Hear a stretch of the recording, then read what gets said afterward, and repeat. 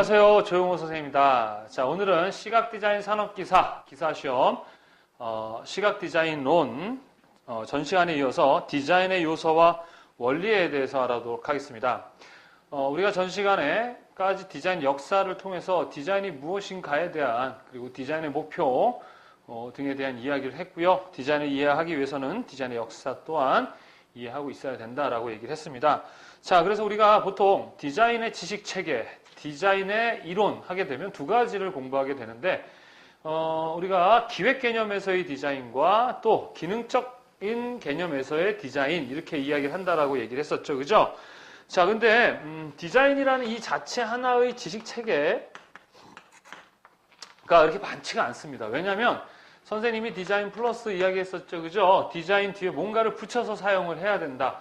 그래서 디자인 뒤에 붙여야 하는 개념, 이 기획이라는 개념 안에는 뭐 경영이라든가 정책이라든가 기타 등등 다양한 것들이 다 포함이 될 수가 있습니다. 그러니까 이 기획, 아이디어를 내기 위한 이거에 대한 지식과 함께 같이 배워야 하기 때문에 사실은 디자인 기획, 순수 기획에 대한 지식 체계는 그렇게 많지가 않다. 그래서 우리가 시험 볼 때도 마찬가지 요 기획 개념도 나오긴 하지만 보통은 어떤 거예요? 기능적 개념에서. 그래서 어떤 형태가 있어야 된다라고 얘기했었죠. 그죠? 디자인은 말로 하는 게 아닙니다. 실제화가 돼야 되고 현실에 실제로 뭔가 적용될 수 있는 보여지는 형태가 됐든 아니면 실제로 보여지는 형태가 됐든 반드시 형태를 갖춰야 된다. 그러다 보니까 상당히 이 형태는 이 조형 개념과도 많이 연결되다 보니까 여전히 미술학원에서 어떤 그림을 그리면서 디자인을 준비하게 되는 뭐 그런 이유가 이제 그런 데 있습니다. 자, 여하튼 기본적으로 이 기능에 관련한 형태에 관련한 디자인 지식 체계를 공부를 하겠습니다. 왜? 그 부분이 시험에 나오고 또 우리가 일반적으로 아는 지식 체계라고 한다면 요 개념 정도다 이렇게 보시면 되겠고요. 이 디자인 기획 관련한 거는 이제 기획 개념이 이제 우리 시험 볼 때 아이디어 스케치가 70점이지 않습니까? 시각 디자인이 바로 요 개념이거든요. 요거는 이제 실기에 가서 공부를 좀 하게 될 건데 이제 독학을 하더라도 좀 선생님 그 온라인 강의도 좀 들어보시고 또 학원 와서 배울 수 있는 분들은 와서 배우시면 좋지 않을까 싶습니다. 자, 일단 그렇다면 디자인의 기본적인 형태를 갖추는 데 있어서의 가장 기본이 되는 요소에 대한 이야기를 하겠습니다. 자, 디자인의 요소. 자, 우리가 보통 네 가지 얘기했었는데 기억나시나요? 자, 기본적으로 기본 요소는 네 가지가 있는데요. 자, 개, 시, 상, 실이라고 얘기를 합니다. 개, 시, 상, 실. 자, 이것도 암기할 때 이렇게 해오세요. 짜장면집을 개시했는데, 떡볶이집을 개시했는데, 망했어요. 그래서 상실해요. 어떡해. 개시, 상실. 유치하지만 그렇게 외우시면 좋고, 똑똑하신 분들 그냥 외우십시오. 자, 개념 요소라고 얘기합니다. 뭐라고요? 개념 요소, 그 다음에 시는 시각 요소, 상은 상관 요소, 그 다음에 실은 실제 요소, 이런 식으로 이야기를 합니다. 그래서 우리가 기본적으로 가장 어떤 형태를 갖추는 데 있어서의 기본은 바로 이 개념 요소를 이야기를 하는데, 개념이라는 말은 뭘까요? 우리가 이제 선생님이 군대 있을 때 가장 많이 듣던 말이 뭐냐?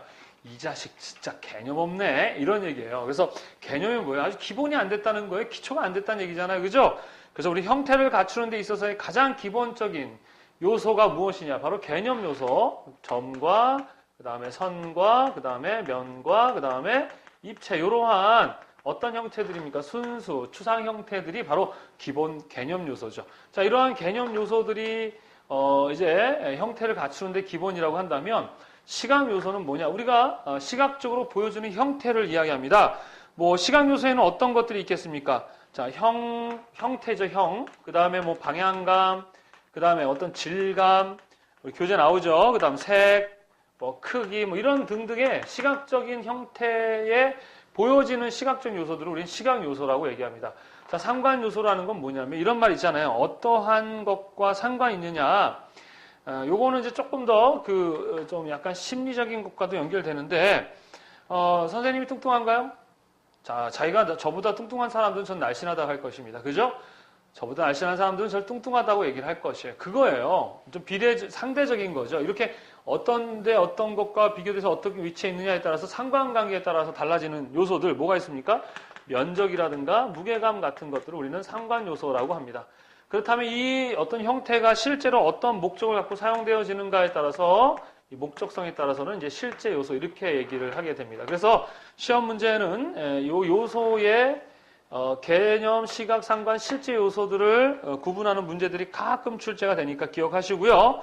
자, 일단은 제일 많이 나오는 것은 이 개념 요소의 점선면, 입체의 각각의 특징과 그 다음에 성격에 대한 것들이 많이 출제가 됩니다. 자, 먼저 점에 대한 것이죠. 점은요, 자, 선 전 단계를 점이라고 얘기하는 거예요.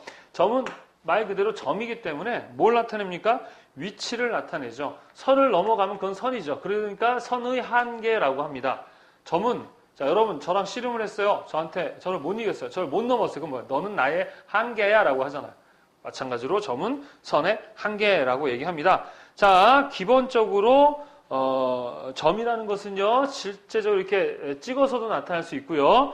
또는 어떤 것들이 교차되면서 나타날 수도 있고요. 이런 식의 점들이 있어요. 그래서 직접 점을 나타내는 점을 포지티브 점이라고 하고 뭐 네거티브 점 이런 개념도 있는데 뭐 거기까지는 여러분들이 뭐 알 필요 없습니다. 그래서 보통 성격이 뭐 시동, 교차, 정지 이러한 성격을 갖는다 되어 있고요. 그다음 선은 뭘까요? 선이라는 것은 점들이 연결되어서 어떻게 해요? 만들어진 집합체죠. 그죠?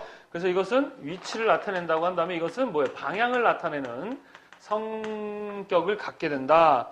자, 선이라는 것은 이제 종류가 많이 있죠. 그죠? 기본적으로 직선도 있고, 수직선, 수평선, 사선, 곡선, 뭐 포물선, 쌍곡선, S선, 나사선, 이런 것들이 있는데, 약간 가장 이제 그 수직선과 직선이 이제 가장 기본적인 선이 되겠죠? 자, 그래서 직선의 어떤 성격, 좀 남성적이다, 정직, 명료, 확실, 단순, 이런 거. 그리고 직선은 이제 점과 점 사이를 연결하는 가장 짧은 선이 또 직선이라는 성격이고요.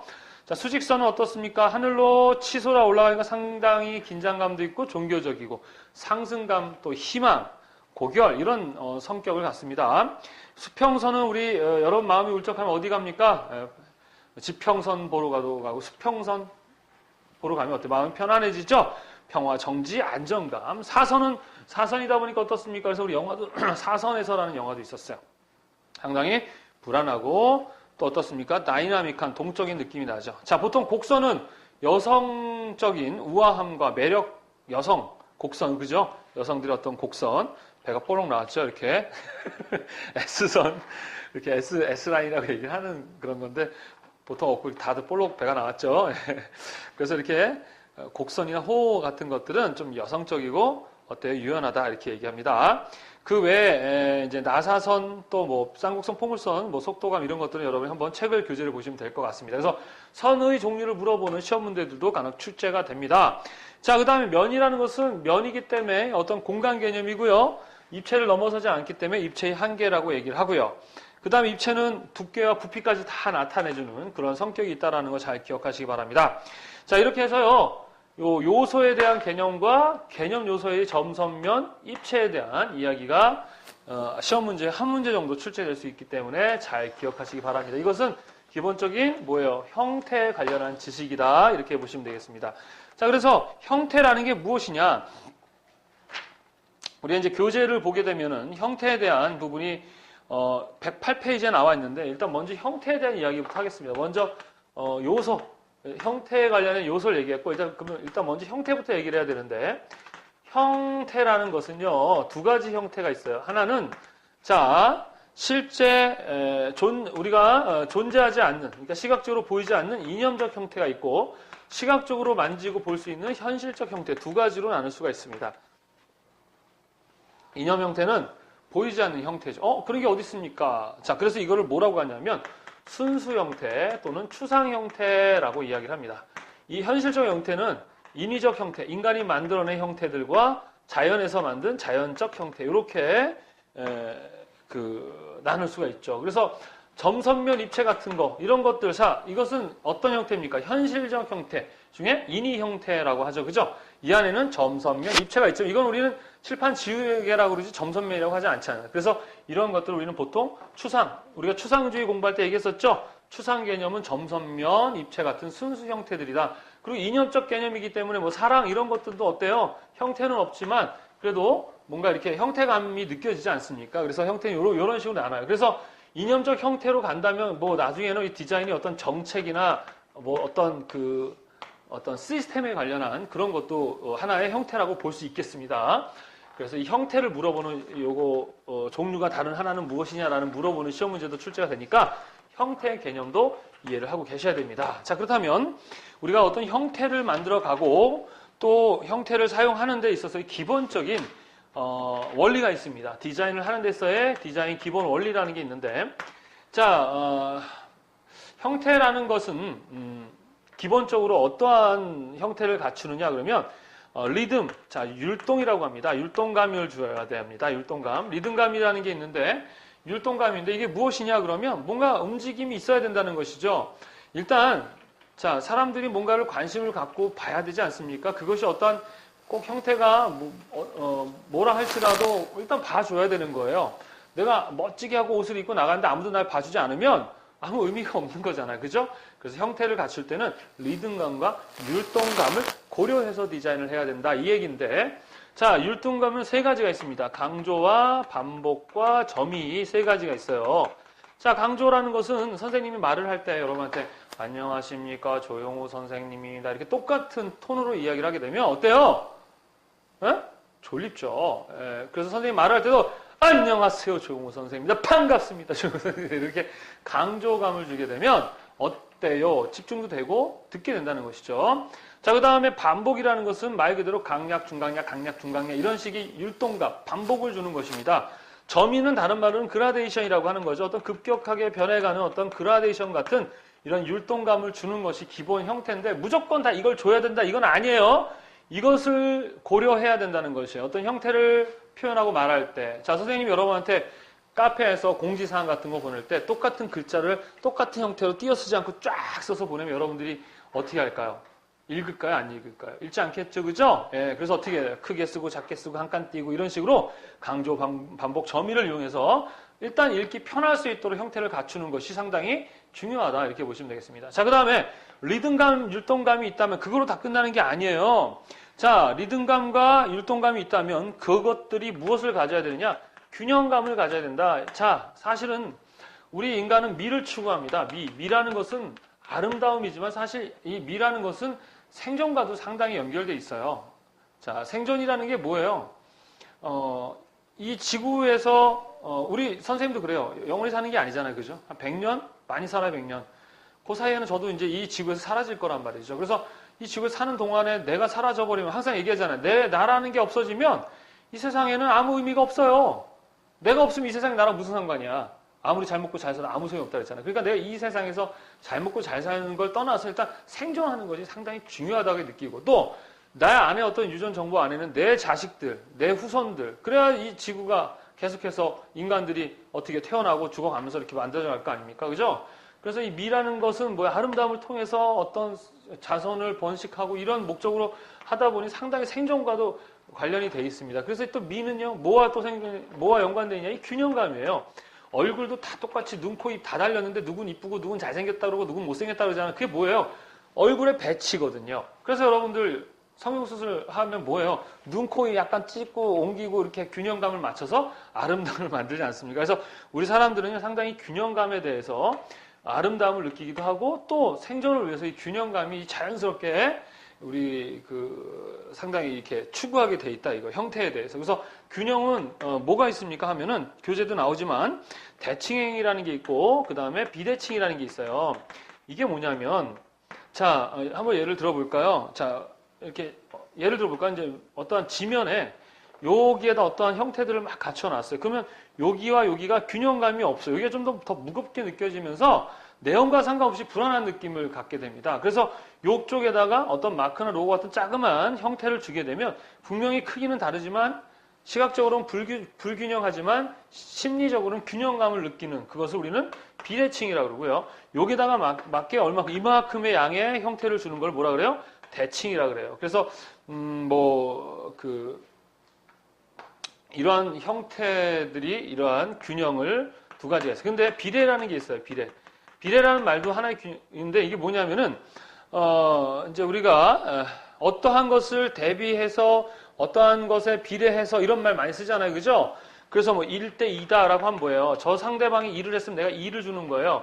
그래서 우리나라 이제 국방부에서도 북한군이 우리에게 어떠한 뭐 10발을 쏘면 그거에 비례해 우리는 10배, 뭐 100발을 쏘겠다, 뭐 이런 식으로 막 하지 않습니까? 그런 말이에요. 형태 크기도 그런 비례에 의해서 크기를 어떻게 해요? 조율하고 하는 것들이에요. 그래서 균형감을 만드는데 여기서 시험에 아주 많이 나오는 게 뭐냐 그러면 바로 황금률비라는 거예요. 황금률비. 그래서 황금률비는 뭐냐 그러면 우리가 보통 5대5 이거 우리가 되게 좋아할 것 같지만 사실은 5대5를 우리 인간들은 이렇게 균형감 있다고 보진 않아요.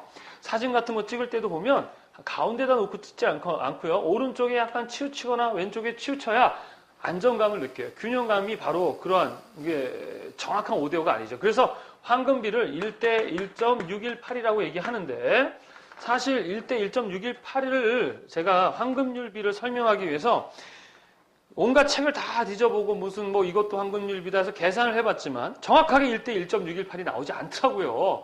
도대체 1대 1.628은 어떤 근거에서 나오는 건가? 내가 모르는 건가? 아, 나는 이거 가리키는 사람에서 어떻게 하는가 하다가 최근에 EBS에서 황금률비의 비밀이라는 그런 다큐멘터리가 나오는데 거기서 뭐라고 하느냐. 황금률비는 존재하지 않는다. 이렇게 나오는 거예요.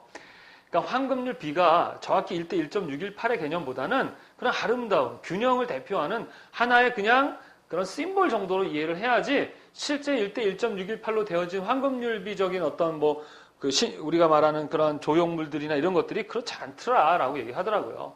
그래서 그냥 괜히 그런 거죠. 황금률비라는 말을 쓰게 되면 뭔가 더욱더 아름다워 보이고 더 균형감 있어 보이는 거지 실제 황금률비라는 개념은 없더라라고 하는데 이거는 이제 하나의 또 이론이니까 일단 우리는 1대 1.618이라는 그 개념이 황금률비다 이렇게 보시면 되겠습니다. 그래서 뭐 우리 교재도 보면 르꼬르비진이 이런 사람들이 뭐 이런 황금률비를 사용했다고 하는데 근거 없다 이렇게 보시면 되겠고 그 외에도 루투비, 정수비, 상가수열비, 파보나치 수열, 등차 수열, 등비 수열, 금강비례 이러한 것들이 있습니다.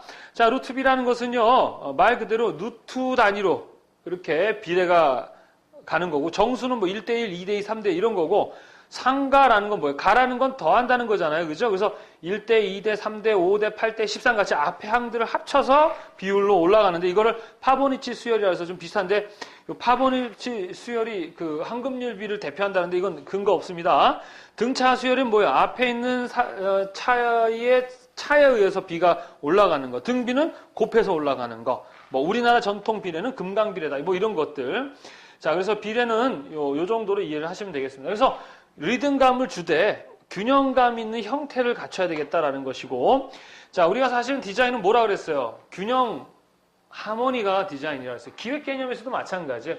우리는 어떤 정답을 추구하는 게 아니에요. 정답을 추구하다 보면 어떤 특정한 힘 있는 사람의 의견을 따라야 되는 경우가 많습니다. 정답이 아니죠. 조화입니다. 균형입니다. 그래서 형태도 마찬가지예요. 그래서 조화를 추구를 해야 된다. 형태에 있어서 세 번째 기본 원리, 조화다. 조화라는 것은 유사조화가 있고 대비조화가 있어요. 뭔가냐면은, 예를 들어서 두 커플이 있는데, 한 커플은 되게 이쁘고 못생긴 남자인데, 분명히 이쁘고 못생겼어요. 저 커플들은 정말 어울릴 수 없다고 하는데 잘 어울려. 이게 뭐야? 대비조화. 조화라는 것은, 우리가 색상에서도, 우리가 색채에서도 조화론 배웠었지만, 이건 상당히 주관적인 부분이에요. 완벽한 정답이 아니죠. 이러한 두 가지 모두를 고려해라. 자, 이런 것들이 어떠한 그 통일감이 있어야 되고 거기에 맞춰 또 변화를 주는 것. 이것이 디자인 형태에 관련한 원리다.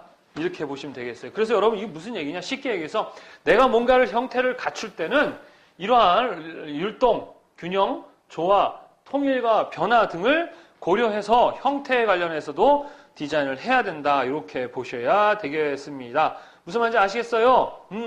자, 그 다음에 이 형태에 관련한 이야기를 할 때 우리가 또 많이 이야기하는 게 뭐냐?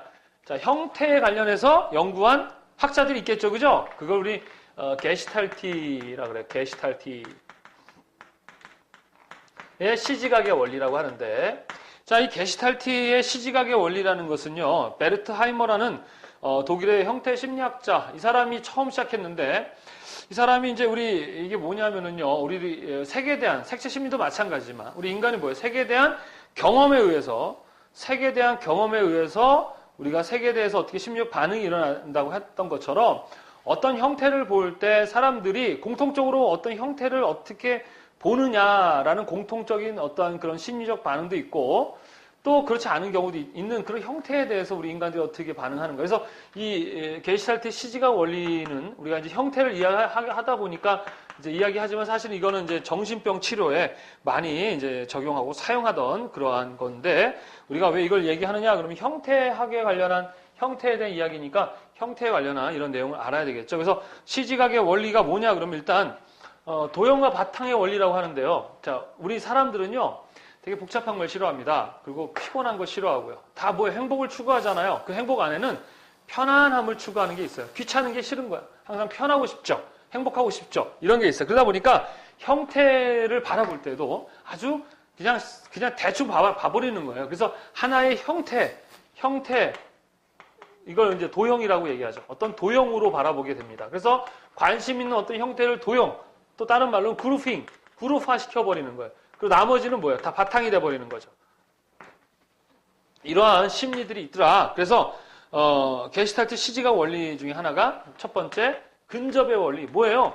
근접한 어떤 형태들을 하나의 묶음으로 봐버리는 거예요. 그룹으로. 그래서 그걸 하나의 도형으로 봐버리더라. 이거예요.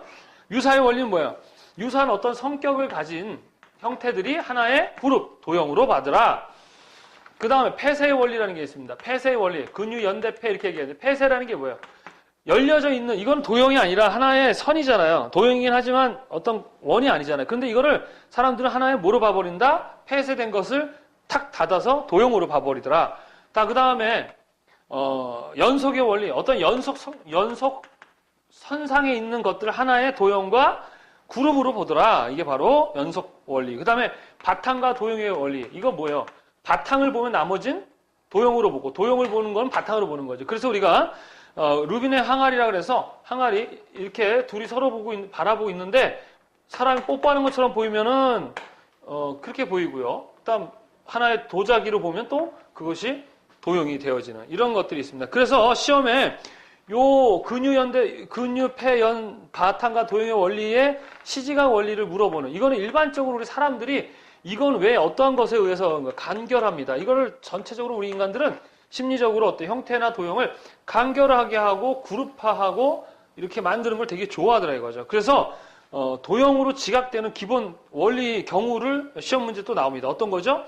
면적이 큰 것보단 작은 것을 도형으로 생각하고 대칭되는 것을 비대칭보다 도형으로 생각하고 그리고 둘러싸인 형태가 도형이 되기 쉽고 무늬가 있는 것이 도형이 되기 쉽고 밝고 고운 것이 도형이 되기 쉽고 그리고 난색이 도형이 되기 쉽고 외곽성이 있는 것이 도형이 되기 쉽고 가까운 것이 멀리 있는 것보다 도형이 되기 쉽고 수직과 수평의 형태가 도형이 되기 쉽고 위에서 아래보다는 아래에서 위로 올라가는 형태가 도형이 되기 쉽다. 이런 우리 교재 나오죠. 그러한 형태를 간결화, 그룹화시키는 기본 원리는 게시탈트의 시지각의 원리, 근접, 유사, 폐쇄, 연속, 바탕의 원리다. 이렇게 보시면 되겠어요.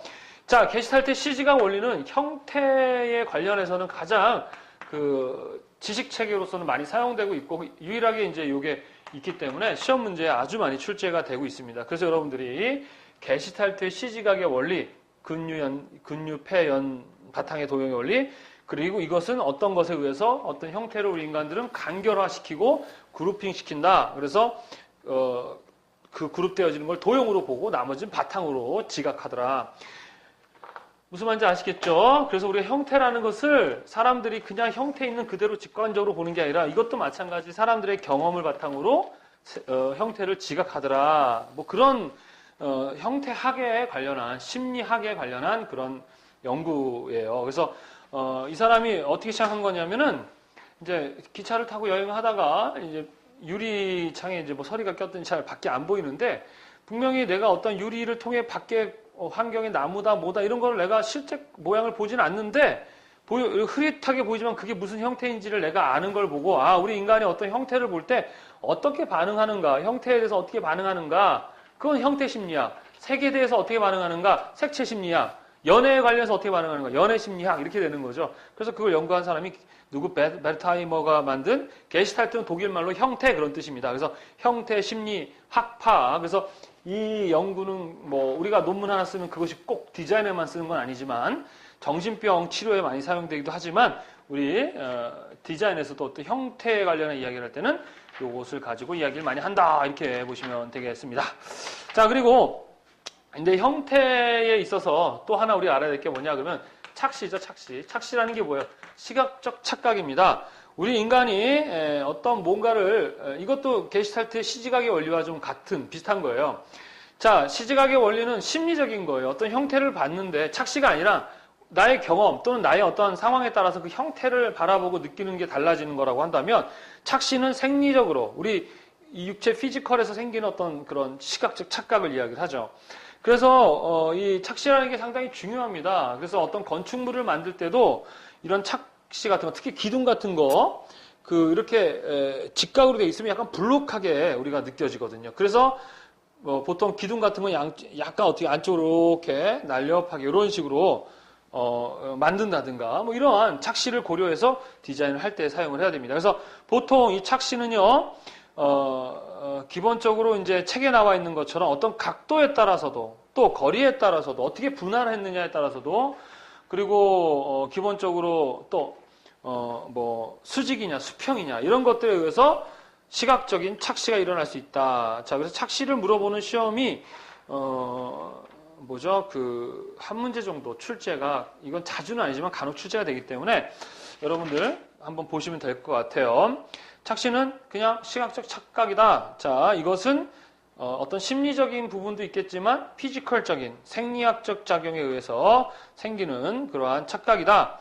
자, 그래서 뭐 거리의 착시라고 한다면 뭐 이런 식으로 분명히 똑같은 평면상의 네모지만 거리가 이게 더 가까워 보이고 더 멀어 보이는 착각이 들죠, 그죠? 예, 이것도 그렇고 또 분할을 했을 때 똑같은 거리인데 어떻게 분할했느냐? 그러면은 어떤 부분이 더 넓게 보인다? 분할한 부분이 더 넓게 보인다. 이게 더 넓어 보이겠죠, 그죠? 안 한 부분이. 예, 그리고 뭐 길이에 따라서, 각도에 따라서, 크기에 따라서 이런 것들 여러분들이 한번 이거는 교재에 있는 내용을 보시고 이해를 하시면 될 것 같습니다. 자, 이렇게 해가지고요, 시각 디자인론 이론에서 디자인에 대한 이론, 지금 현재는 이제 시각 디자인에 대한 이야기를 하고 있지만 사실은 디자인을 이야기하고 있는 거예요. 디자인. 그래서 여러분들 시각 디자인이 뭐냐 그러면 시각 비주얼 커뮤니케이션 디자인이잖아요. 커뮤니케이션 하는 거예요. 소통에 관련한, 인간들은 소통해야 되잖아요. 소통을 잘하면 행복할 수 있잖아요. 그래서 소통에 관련한 모든 행위예요. 기획과 기능. 그래서 어떤 소통을 통해 사람들을 행복하게 만들어내기 위해서 하는 모든 행위. 그러니까 디자인 개념을 지금 이해하고 있는 건데, 디자인은 기획 개념과 기능 개념에서 특히 기능인 형태에 대한 기능에 대한 이야기를 했습니다. 자, 이렇게 해가지고요, 이 부분에서도 한 문제 내지 두 문제가 반드시 출제가 되는 부분이니까 여러분들이 꼭 이해를 하고 계시고요. 다음 시간에는 우리가 이제 실제로 디자인된 어떠한 형태들을 아이디어 스케치도 해야 되고 또는 도면화, 뭐 제도, 그림 이런 것들을 그려야 되겠죠. 그래서 다음 시간에는 이제 교재에 나와 있는 제도에 관련해서 제도가 무엇이고 또 제도를 어떻게 해야 되는지에 대해서 다음 시간에 배워보도록 하겠습니다. 자, 고생하셨고요. 다음 시간에 뵙도록 하겠습니다. 감사합니다.